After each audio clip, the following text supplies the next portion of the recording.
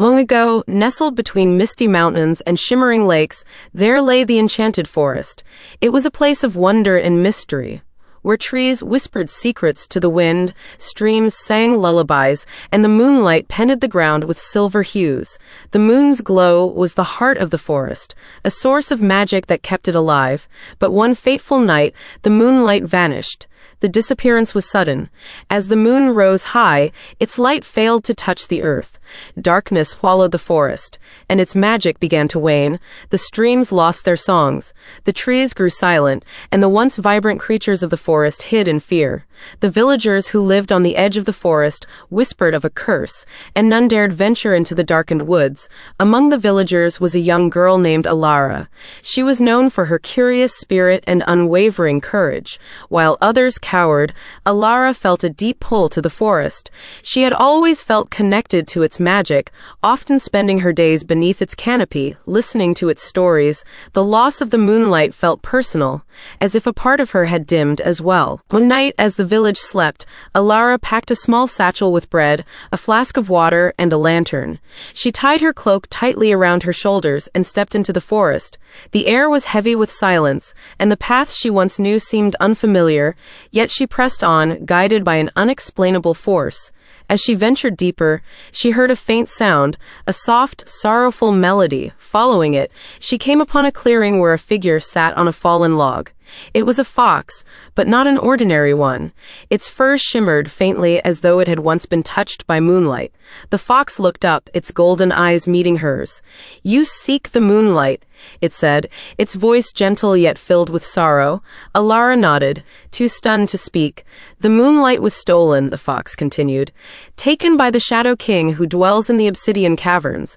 Without it, the forest's magic will fade, and all who live here will be lost. How can I bring it back?" Elara asked, her voice steady despite the fear creeping into her heart. The fox tilted its head.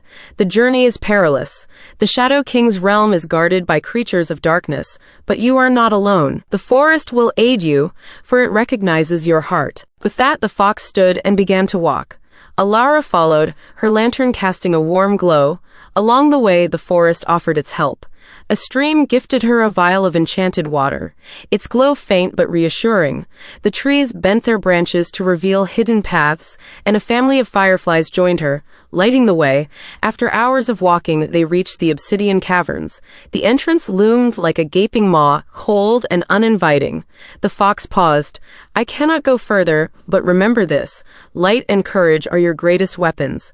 Elara took a deep breath and stepped inside. The air was thick with shadows, and the silence was oppressive.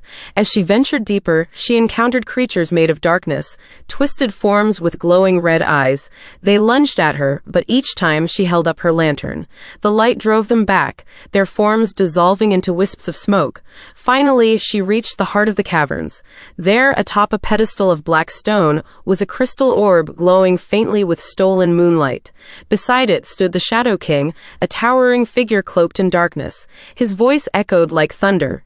"You dare enter my domain?" Elara's hands trembled, but she stepped forward. "The moonlight belongs to the forest. I've come to take it back." The Shadow King laughed, a sound that made the ground quake. "Foolish child, do you think you can defeat me?" Summoning all her courage, Elara uncorked the vial of enchanted water and hurled it at the Shadow King. The water exploded into a burst of light, momentarily blinding him. Seizing the moment, she grabbed the orb and held it high. The fireflies around her swirled, their light growing brighter until it filled the cavern. The Shadow King let out a roar as the light consumed him, his form dissipating into nothingness. The orb in Elara's hands grew warm, and the stolen moonlight began to flow back into the world. She hurried out of the caverns, the forest welcoming her with a soft breeze and the sound of rustling leaves. When she emerged, the moonlight returned, bathing the forest in its silver glow. The streams sang once more.